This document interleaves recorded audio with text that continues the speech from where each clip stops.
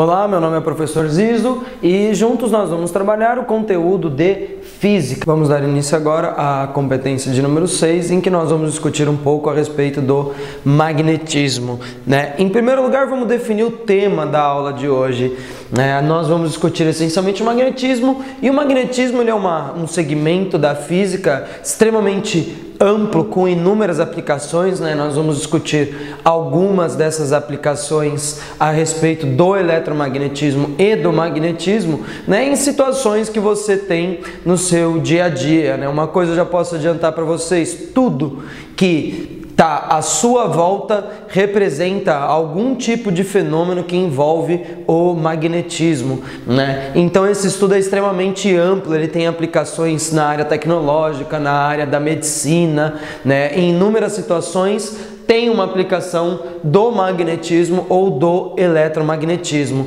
né? Pois bem, a palavrinha magnetismo ela já lembra alguma coisa a você vestibulando, né? Que é o ímã, né? O ímã essencialmente é um material que a gente chama de material magnético, né? Que a gente vai discutir algumas propriedades deles e alguns fenômenos atrelados a esse corpo, né, que a gente chama de ímã, né? Então, em suma, pessoal, o magnetismo ele é simplesmente o estudo das propriedades magnéticas da matéria. Então, a gente vai discutir essencialmente as propriedades magnéticas da matéria para justificar esse estudo a respeito do magnetismo, né? E como eu havia dito para vocês, né, uma das coisas mais importantes que a gente pode começar a pensar e ter um contato um pouco mais próximo com essa ciência é pensar, por exemplo, no ímã, né? Então o ímã, pessoal, ele é um material que é chamado de pedra de magnetita, o que se encontra de forma natural no nosso planeta Terra, né? No nosso planeta Terra nós temos rochas que são chamadas de rochas de magnetita,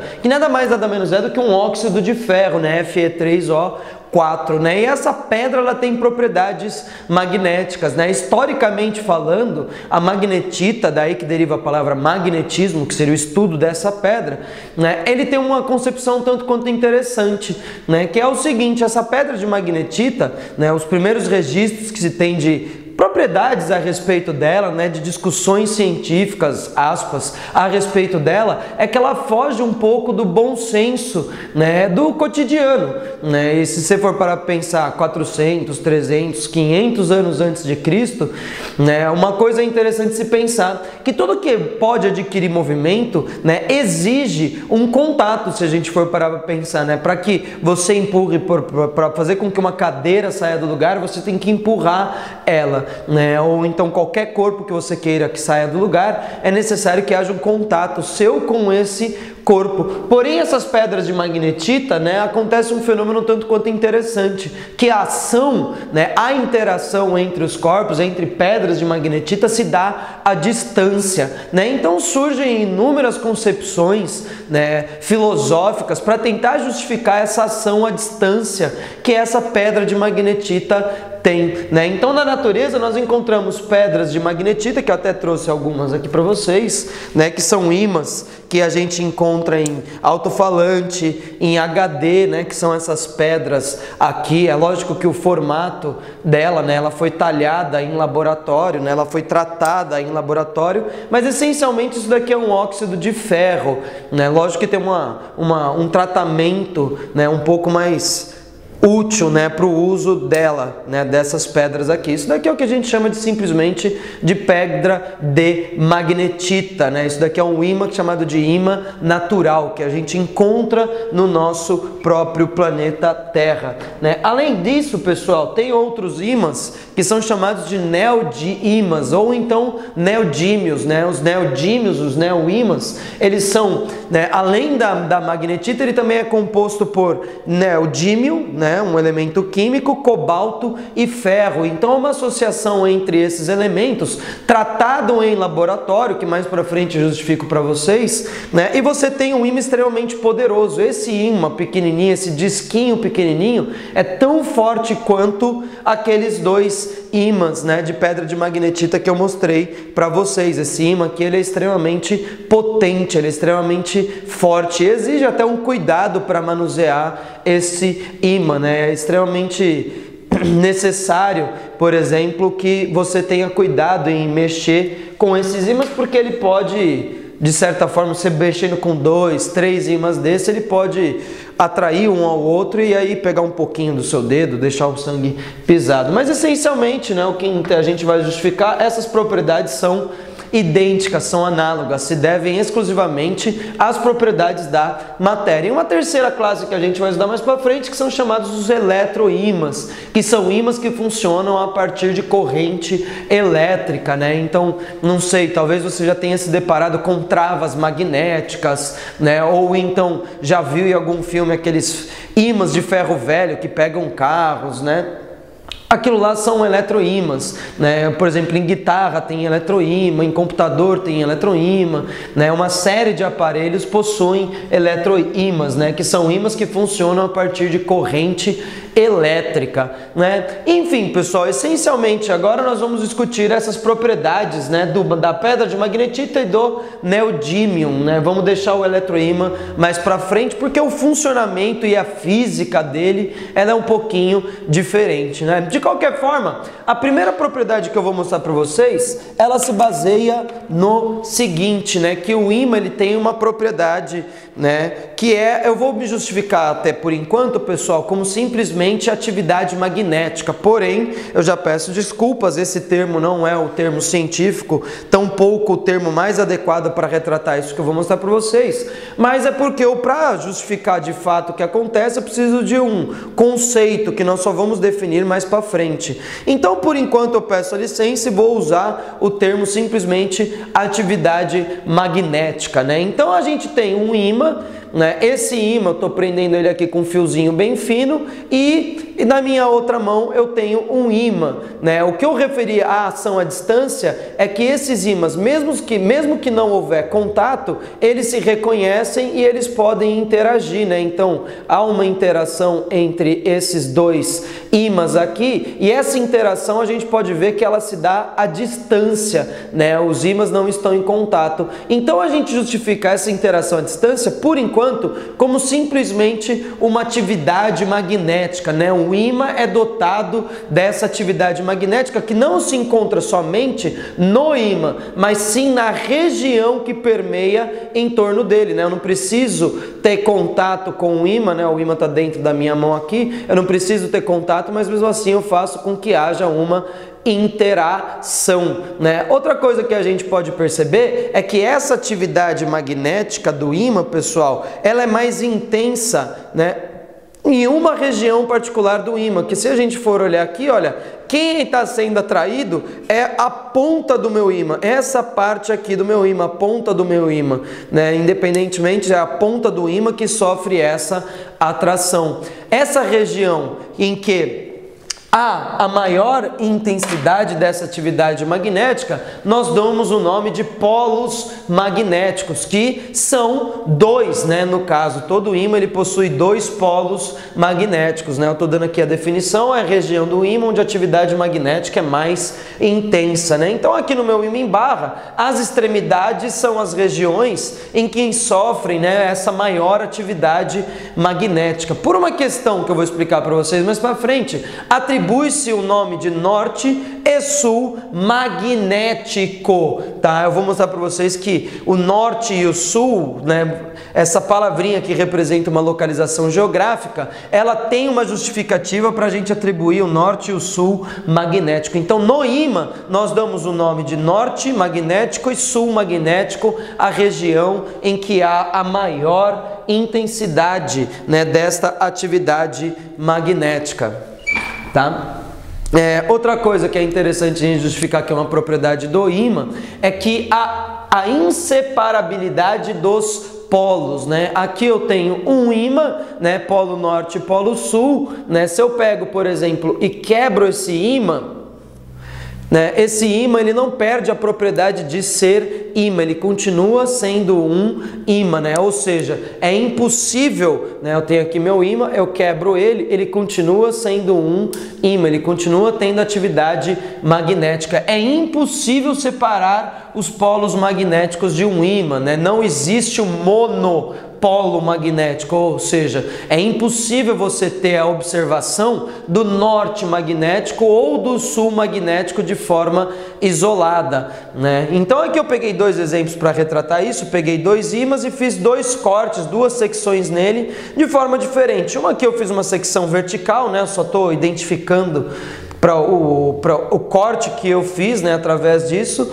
Então eu tenho norte e sul nas extremidades, fiz a secção, isso daqui continua sendo ímã, portanto norte e o sul aparece aqui, né? É impossível separar esses polos, então um ímã quebrado ele derivou de dois ímãs, então ó, norte, sul, no ímã maior, quebrei, fiquei com norte, sul, né, nessas secções. Aqui eu fiz uma outra secção só para a gente ver que a gente não divide os polos, né? A gente tem que perceber como se segmenta um ímã para que haja essa representação do corte. Então aqui eu fiz um corte horizontal, né, de tal forma com que meus polos estivessem nesses extremos. Então a partir do momento que eu fiquei com esse corte horizontal, eu fiquei com dois pedaços de ímã, ó, norte, sul, sul, né? Então uma coisa interessante de se perceber que é impossível separar os polos magnéticos. Com a propriedade de inseparabilidade dos ímãs, nós vamos poder discutir mais uma propriedade, né, que é a propriedade que os ímãs têm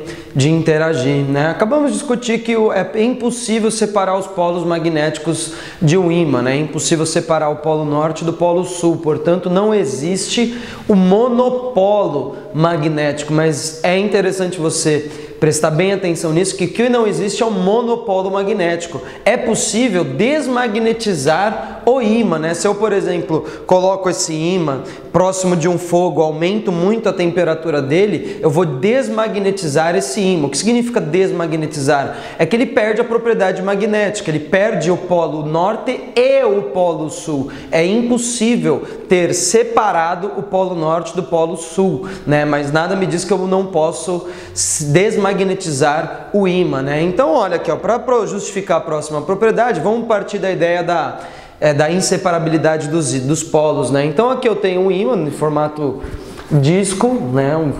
Um cilindro cortado, tá? Então, ora, aqui se eu pegar esse ímã, eu tenho os meus polos distribuídos nas partes superiores e inferior, né? Então, aqui eu tenho um polo.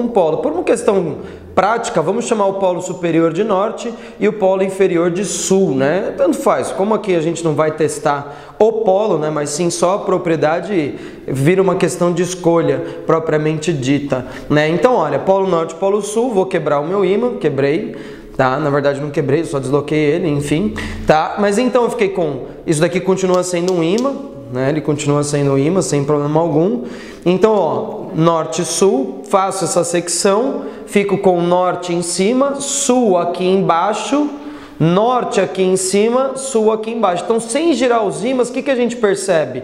Que eu consigo fazer com que ele volte, ou seja, este polo e este polo sofreu uma atração. Mas, ora, a norte, sul, a partir do momento que eu quebro, o sul ficou aqui embaixo e o norte aqui em cima, ou seja, os polos de nomes diferentes, eles sofrem uma atração. Se eu for agora pegar aqui e virar, eu vou ter polos iguais e aqui a gente tem uma repulsão, né? Aí você fala, o Zizo está forçando, ele está deixando de colocar um no outro. Não, eu simplesmente não consigo colocar um polo no outro, né? Aqui, ó, eu faço com que o ímã ele sofra essa levitação magnética, né? Isso porque esses polos eles são opostos, né? São polos diferentes. Esse daqui é norte e esse daqui também norte, né? São polos iguais. O mesmo se vale para o sul, né? Sul, tô com sul aqui em cima, sul embaixo, eles também sofrem uma repulsão, né? Então a gente consegue mostrar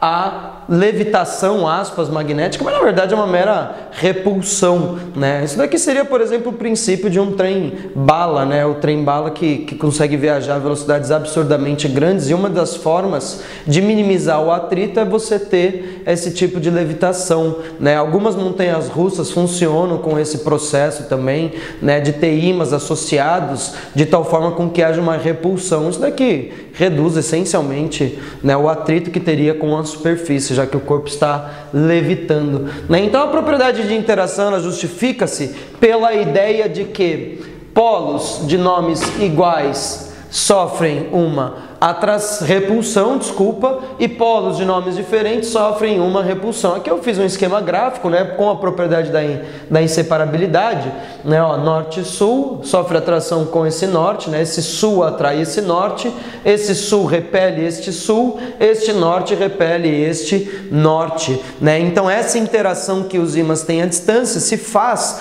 de tal forma com que quando há polos iguais sofram uma atração, polos diferentes sofram uma repulsão. Então uma coisa que a gente pode já pensar a respeito dessa propriedade é um uso, né, de um objeto que a gente faz, ou provavelmente já fez, já se deparou, já teve contato, que é uma bússola, né? Uma bússola, ela consegue se orientar, né? Ela consegue se orientar graças a essa interação, né? Mas a bússola, ela interage com qual ímã, né, na verdade?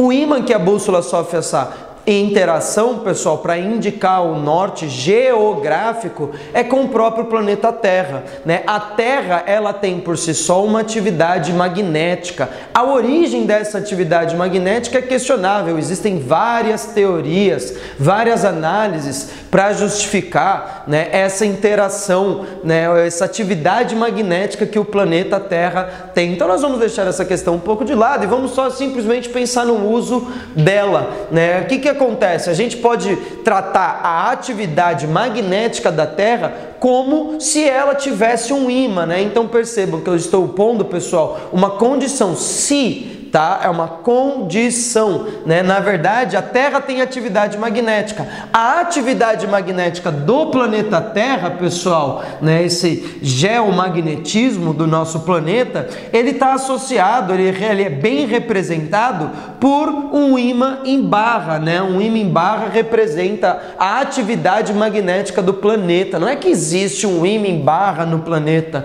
né? Não existe isso, mas a atividade magnética da Terra e a atividade magnética de um ímã em barra, elas se aproximam muito, né? Dependendo do formato do nosso ímã, a gente tem atividades magnéticas diferentes, né? Propriedades diferentes. A atividade magnética do planeta se assemelha, se aproxima a de um ímã em barra. Um ímã em barra que não está na vertical, o ímã em barra que está ligeiramente inclinado, né? Então, quando a gente coloca uma bússola, a bússola é um corpo imantado, ou seja, é um corpo que possui propriedades magnéticas, né? Ele sofre uma atração, a bússola ela sofre uma atração com o sul magnético do planeta, né? Então o sul magnético do planeta interage com o norte magnético da bússola. Só que o sul magnético do planeta ele coincide geograficamente com o norte geográfico. Então a gente simplesmente diz, né, que a bússola aponta para o norte,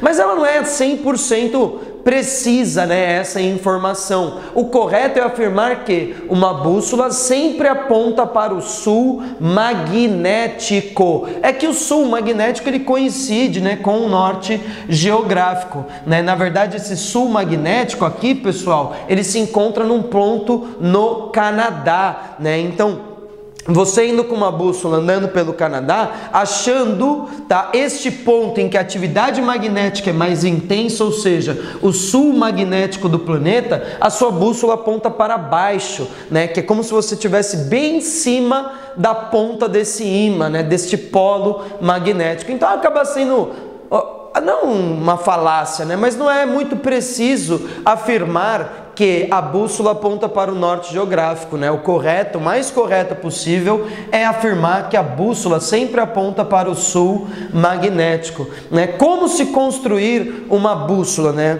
Você pode construir uma bússola em casa fazendo o seguinte, pegando uma agulha, um ímã e ir passando nessa agulha sempre o mesmo polo do ímã, né? Sempre em um único sentido. Então você passa, afasta, afasta e vai fazendo isso várias vezes, né? Faça isso muitas vezes. A partir do momento que você magnetizar esse material, né, no caso uma agulha, você pode colocar, por exemplo, numa tigela com água, um isoporzinho e colocar a agulha em cima. Você vai ver que a agulha, né, ela vai sofrer uma indução. A atividade magnética da Terra induz, tá? A orientação da bússola, né? Essa palavrinha induzida, ela é extremamente importante, né? Porque na verdade o que faz com que haja essa atração é que esse polo sul e esse polo norte, eles sofram uma indução, né? A ponto deles poderem sofrer esta atração. Então qualquer ponto do planeta Terra que eu coloque a bússola, ela sempre vai apontar, né? O que está marcado, que é o norte magnético da bússola, sempre vai apontar com o sul magnético do ímã associado à Terra, dessa representação que se faz para a atividade magnética do planeta. Então, agora nós vamos justificar, né, essa atividade magnética pensando, né, na ideia de que a bússola ela sofreu uma indução, né? Então a gente vai se basear nessa ideia de que a bússola ela sofre uma indução para que haja essa interação entre os polos diferentes, né? Como eu mostrei para vocês, a palavrinha indução é extremamente importante. Por quê? Porque a essa atividade magnética nós vamos dar os nomes de a linha de indução. Então o ímã ele é dotado dessa propriedade magnética que faz com que, se eu tenho um ímã, colocando uma bússola próximo dessa região desse ímã, esse ímã induz uma orientação para a bússola, de tal forma com que o norte da bússola sempre aponte para o sul do meu ímã, né? Norte magnético atrai sul magnético. Então, pensando nessa propriedade, pessoal, a gente vai representar o seguinte: eu posso representar e desenhar, né, linhas que contenham, né, esses pontos do vetor, da bússola, né? O vetor eu vou dar um nome mais para frente, né? Esses pontos da bússola. Se eu montar um mapa de posições dessa bússola, eu consigo, para todos os pontos em torno, eu consigo representar um desenho dessas posições, né? Então, representando esses desenhos, a gente tem o que a gente chama de linhas de indução, que dependendo do formato do ímã, como a atividade magnética é diferente, eu disse para vocês, esse formato, essas linhas de indução, elas vão ser diferentes. Para o ímã em barra, pessoal, as linhas de indução são bem conhecidas, né? A gente sabe, a gente consegue mostrar, inclusive visualizar, né, essas linhas de indução para o ímã em barra. Então eu peguei aqui o ímã em barra, norte e sul, a gente vê o quê? Que juntando, né, todos os pontos, todas as orientações da bússola, a gente consegue montar essas linhas, e essas linhas elas partem do norte, vêm até o sul, né? Então são linhas que vão do norte para o sul.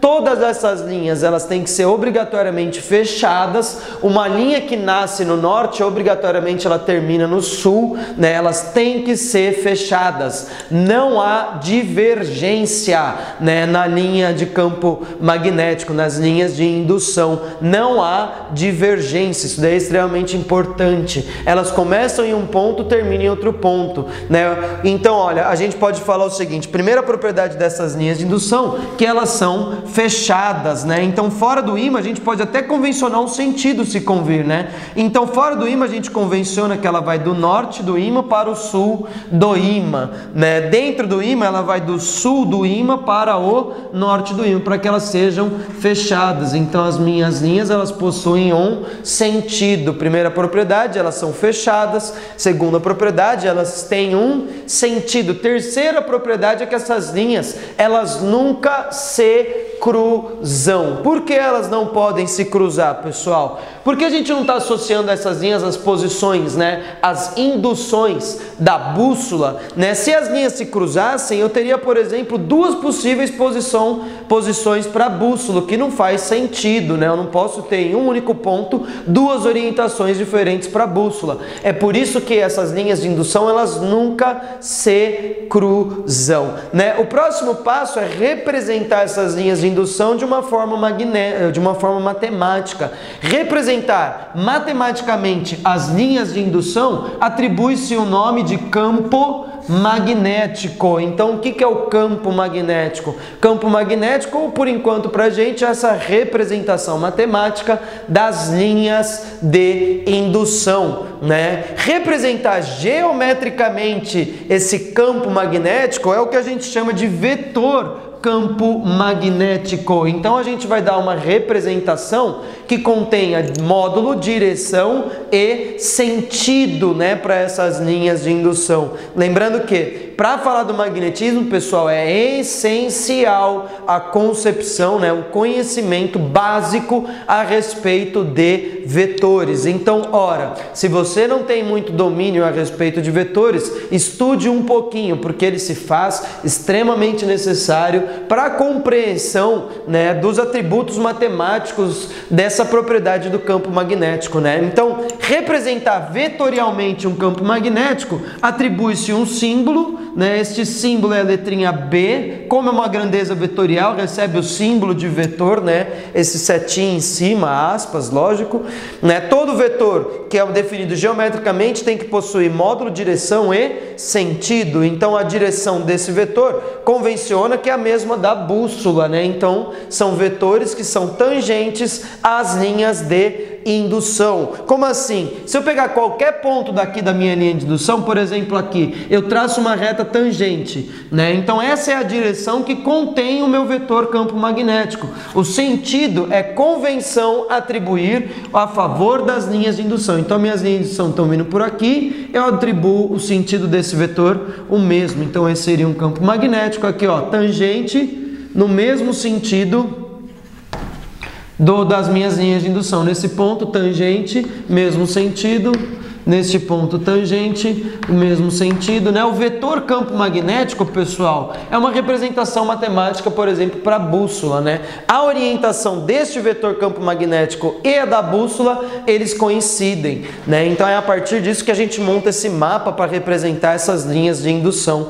Aqui eu peguei, por exemplo, dois outros tipos de ímãs, né? Aqui eu peguei um ímã bem famoso de desenho, que é o ímã em ferradura, né? Em desenho você costuma ver bastante esse tipo de ímã, tá? Esse ímã em ferradura. Aqui coloquei o polo norte e polo sul, usando as propriedades das nossas linhas. As linhas vão do norte para o sul e elas obrigatoriamente têm que ser fechadas e elas nunca podem se cruzar, né? Então vai de um polo para outro, norte para sul, nunca de norte para norte ou de sul para sul, tá, pessoal? Sempre de norte para sul, norte para sul, né? Então, olha, se eu, por exemplo, pegar um ponto qualquer aqui dentro, né, desse campo, vou pegar esse ponto aqui, tangente, mesmo sentido das linhas, esse é o campo magnético associado a este ponto desse ímã em ferradura. Aqui o ímã em disco, pessoal, eu não sou muito bom desenhista, mas eu tentei fazer uma representação 3D, né, deste ímã aqui, né, só para a gente ter uma representação mais visual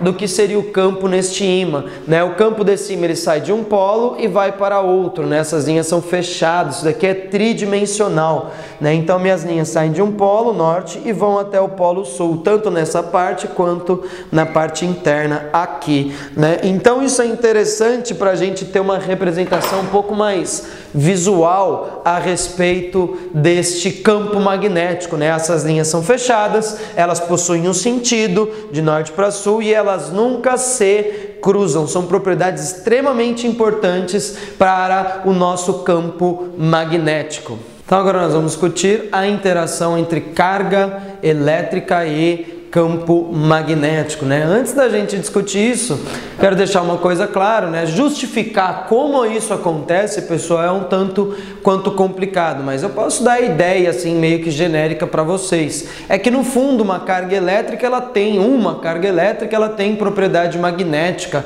intrínseca à condição dela ser carga elétrica. Vamos dizer por assim, né? Na verdade, é uma propriedade chamada de spin, né? Então todas as cargas têm um movimento intrínseco, que é o movimento de spin. A este movimento de spin que é o que dá a gênese do campo magnético de uma carga elétrica. Então, essencialmente, é campo-campo que está interagindo, né? Então, quando a gente fala interação carga-campo, é só para ter a interação acaba sendo campo-campo, né, propriamente dita, mas ela se manifesta né, através da carga. Então, por isso que a gente justifica como interação de carga. Né? Isso daqui que eu vou mostrar para vocês, pessoal, é um experimento tanto quanto interessante, né? Que se você quiser saber um pouco mais sobre ele, chama de experimento de Stanger-Lash, que você pega uma carga e atravessa ela numa região que tem campo. Em laboratório, o que você percebe? Você percebe que essa carga, ao se movimentar na região que tem campo magnético, ela sofre um desvio, né? Então,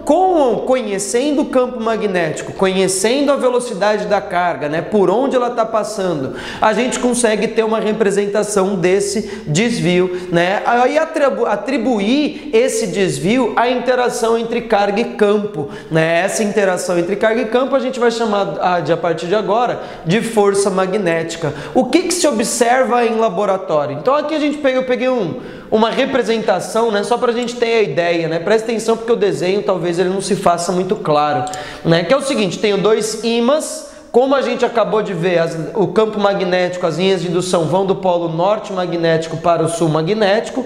Então aqui eu tenho as minhas linhas de indução, meu campo magnético B, né? Eu pego uma carga e jogo ela, pessoal, como se ele estivesse atravessando, saindo da lousa essa carga. Como se eu tivesse, por exemplo, né, o seguinte...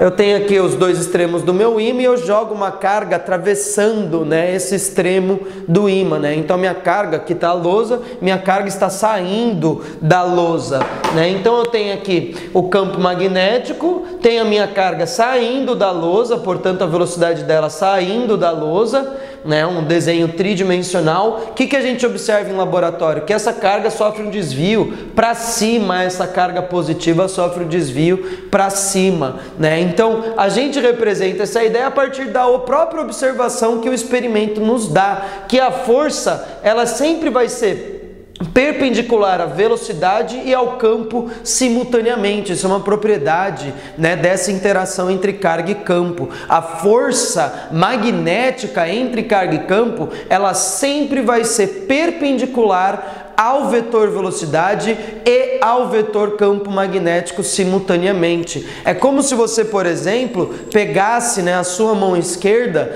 e colocasse ela dessa forma. Peraí, deixa eu tirar o anel, pronto. Colocasse ela dessa forma, em que eu teria, por exemplo, ó, o campo magnético representado pelo meu dedo indicador, a velocidade representada pelo meu dedo médio e a força magnética tridimensional, essa relação sempre perpendicular aos meus dois dedos, ao campo e à velocidade. Então o que a gente teria seria algo parecido com isso, ó, campo vindo do norte para o sul, a velocidade da minha carga saindo da lousa e a força magnética ela aparece para cima, né? Então a gente tem F, B, V, F, meu dedão, B, o meu dedo indicador e V, o meu dedo médio, né? Então, ora, representar ter essa representação para a força magnética, a gente chama de regra da mão esquerda, ou então um termo um pouco mais formal, regra de Fleming, né? Atribui-se a essa ideia do uso da mão esquerda para essa representação como regra de Fleming, né? Então o dedão ele indica a força magnética, o dedo indicador indica o campo magnético e o dedo médio indica a velocidade dessa carga. Portanto, F, B, V, né? Minha mão esquerda. Tá? E o módulo dessa força a gente calcula como sendo o produto da velocidade, do campo magnético, da carga Q e um ângulo. Nossa, da onde vem esse ângulo? Esse ângulo ele vem, pessoal, tá? Dessa abertura entre o vetor velocidade e o campo magnético, né? Então essa abertura entre a velocidade e o campo magnético, ela delimita o quão grande é a minha força magnética, né? Na verdade, a força magnética é uma projeção do vetor velocidade atuando sobre o vetor campo magnético, uma projeção que está na direção do seno, é por isso que depende do seno de θ. Então a força magnética é QVB seno θ, que, lembrando das outras aulas de eletrostática, é a quantidade de carga. Eu coloquei tudo em módulo aqui, pessoal, porque o que me interessa é a intensidade, né? Então, como que me interessa a intensidade, independentemente do sinal da carga Q, a gente vai ter a mesma intensidade para a força, né? Aqui só uma questãozinha da regra de Fleming, é que se a carga for negativa, inverte-se o sentido dessa força, né? Então, uma coisa que é interessante a gente perceber, pessoal, que a minha mão esquerda para cargas positivas, F, B, V, né? Ela sempre vai ter um caráter tridimensional, né? Isso daqui sempre vai ter 3 dimensões. Como é que a gente representa algo que está saindo ou entrando no plano? A gente representa algo que sai e entra no plano através dessa notação, que se o vetor que te interessa, ele sai do plano que você está analisando, né, sai, por exemplo, da lousa ou então do seu caderno, da sua folha, não me importa, né, a gente representa com um círculo com um pontinho no meio. Isso daqui significa que esse vetor, ele está saindo da lousa, né? Quando o vetor está entrando no plano, entrando na lousa, entrando no seu caderno, etc., né, então meu vetor está entrando, a gente representa com um círculo com um X nele. Essa simbologia representa que o vetor está entrando, né? Ora, aqui eu peguei 1, 2, 3 exemplos, pessoal, né? Só para a gente saber um pouco como usar a regra da mão esquerda. Então, olha aqui, pessoal, tem uma carga positiva, né? Uma região que contém um campo vertical para cima e o vetor velocidade que está para a direita, horizontal para a direita. Então, como é que a gente descobre qual é a força? Regra da mão esquerda, F, B, V. Então, ora, B para cima, V para a direita e F, olha, o meu dedão ele aparece saindo da lousa. Então, representar um vetor que está saindo, um círculo com um pontinho. Então, essa carga elétrica, ela sairia, né, da lousa. Aqui eu peguei o mesmo exemplo, ó, B para cima, V para a direita, só que para uma carga negativa, né? Qual é a regrinha de Fleming que ela diz? Que se a carga for negativa, o que acontece no sentido da força? Ele se inverte. Então, olha, F, B, F estaria saindo da lousa, só que como a carga é negativa, F vai entrar na lousa. Então aqui a gente tem a força magnética, né, entrando na lousa, né? E esse terceiro caso aqui, olha, que eu peguei campo magnético, essa notação indica que ele está saindo, V está para baixo, né? Então a minha força magnética vai ficar como? F, B, V, B saindo, ó, B saindo da lousa, V para baixo e minha força magnética acaba aparecendo para a esquerda, né? Como a força, a carga é positiva, a força mantém esse sentido. Então nós discutimos, né, a interação de carga elétrica com campo magnético, né, o desvio que ela sofre representado geometricamente pela mão esquerda, F, B, V, né, os dedos tridimensionais perpendiculares entre si, né, então F, B, V e o ângulo θ entre V e B, né. Com isso daí a gente consegue explicar um fenômeno muito bonito e muito interessante, né, que é a aurora boreal e a aurora austral, né. O que acontece com a aurora boreal? O que acontece para existir a aurora austral, né? Na verdade, o que é o seguinte, né? Todos aqueles processos que ocorrem no Sol de fusão nuclear, né? Ele acaba eventualmente liberando partículas, né? Essencialmente elétrons que contribuem para que esse fenômeno aconteça, né? Essas partículas que o Sol emana eventualmente, eles são chamados de ventos solares, né? Para a gente, os ventos solares eles são compostos essencialmente por elétrons, né? Então esses elétrons caminham o espaço e alguns deles eventualmente atingem, né, a superfície da Terra, a atmosfera da Terra. Como a Terra possui um campo magnético, né, esses elétrons que vêm com velocidade em direção ao planeta Terra, eles vão interagir com esse campo magnético, sofrer um desvio, né, e vão ser levados para aqueles pontos, né, dos nossos polos magnéticos da Terra, né, que se concentram no norte geográfico e no sul geográfico, né, o sul magnético da Terra, ele se concentra próximo do Canadá, né? Então o meu elétron vem, sofre um desvio e a hora que ele entra na atmosfera terrestre, ele acaba interagindo com átomos, né? Como, por exemplo, átomos que constituem a nossa atmosfera, né?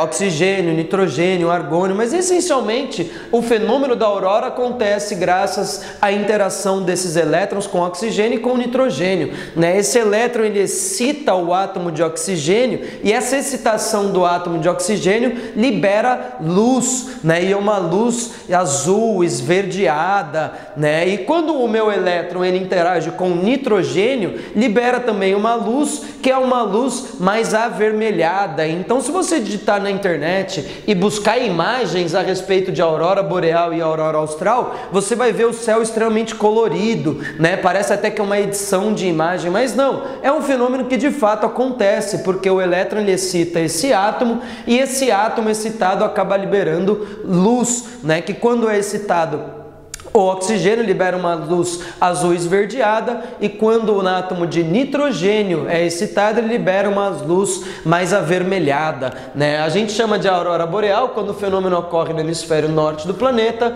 e a aurora austral quando ele ocorre no hemisfério sul do planeta, né? Então, a gente tem a aurora boreal e a aurora austral graças a essa interação de carga-campo e, por fim, a interação do elétron com esses átomos, né? Outro tipo de desvio que a gente vai discutir um pouquinhozinho só, é só aqui a representação de um caso particular, em que eu tenho um campo magnético uniforme, portanto constante. Aqui eu convencionei que todos os vetores de campo magnético estão saindo da lousa, olha a representação, xzinho, então todos eles estão saindo da lousa. Aqui eu peguei uma carga com velocidade que está no plano da lousa para a direita, uma carga que é positiva, né? Eu estou convencionando esse sentido positivo. Então, ora, usando a regra da mão esquerda, F, B, V, B para fora, V para a direita aqui, F acaba ficando para baixo. Então, minha carga vai começar a sofrer um desvio para cá. Só que F sempre vai ser paralelo à velocidade. Portanto, a única condição, a única trajetória possível para que essa força seja perpendicular à velocidade sempre é se essa trajetória for circular. Então, ora, quando a velocidade for perpendicular ao campo e, consequentemente, perpendicular à força, né, a gente vai ter um movimento circular, em que essa força aponta para o centro da circunferência, portanto, ela faz o papel de centrípeta. Escrever a força centrípeta, pessoal, que é uma condição geométrica, a gente pode escrever a força centrípeta como produto da massa, a velocidade ao quadrado, dividido pelo raio, né? Essa é a representação matemática de uma força centrípeta. Como ela faz o papel de força magnética e vice-versa, né? A força magnética é igual à força centrípeta, portanto, mv² sobre r igual a QVB seno de θ. Como, ora, a velocidade e o campo são perpendiculares, o seno de 90 equivale a 1. Portanto, aqui eu posso cancelar a velocidade, ó, V e V cancela, e então eu vou ficar com mv sobre r igual a QB. Então, uma coisa que eu posso isolar é essa fração, quantidade de carga dividido pela massa. Esse resultado é extremamente importante e é um divisor de águas na história, né? Por que um divisor? Porque a gente consegue, com esse experimento que se realiza em laboratório, a gente consegue calcular a massa de partículas carregadas, né? A gente consegue calcular e provar que elétron e próton, eles possuem massas, né? Então, esse resultado aqui ele é historicamente importante, né? Isso daqui é chamado de relação carga-massa, ou então fração carga-massa, né? Isso daqui permite a gente calcular a massa do elétron, ou então essa proporção da quantidade de carga por massa, por unidade de massa do meu da minha partícula, né? Só uma última coisa que eu vou falar é a respeito desses desvios. Então a gente viu dois desvios, né, interessantes, um que caracteriza esse fenômeno da aurora boreal e austral e um que a gente pode dar uma representação matemática simples, né, que é simplesmente uma questão de força centrípeta e chegar num resultado extremamente importante, né, um resultado histórico. A última coisa a se comentar em relação a esses desvios, que existe um desvio que é extremamente interessante, né, que é o uso da televisão a tubo, não a televisão de plasma ou de CD, né? Mas a televisão de tubo, né? A televisão de tubo funciona dessa forma, ela emite um elétron, esse elétron ele sofre um desvio, tá? Ele sofre um desvio graças a ímãs que estão associados a essa TV, e esse elétron que sofre um desvio, ele acaba sensibilizando uma tela de fósforo que emite luz e a gente tem a percepção da TV colorida. Obrigado pela sua atenção, foi um prazer tê-lo junto a mim, né? Espero que você tenha gostado, desfrute do material, qualquer dúvida, sugestão, pergunta, por favor, acesse o nosso site e retire a sua dúvida.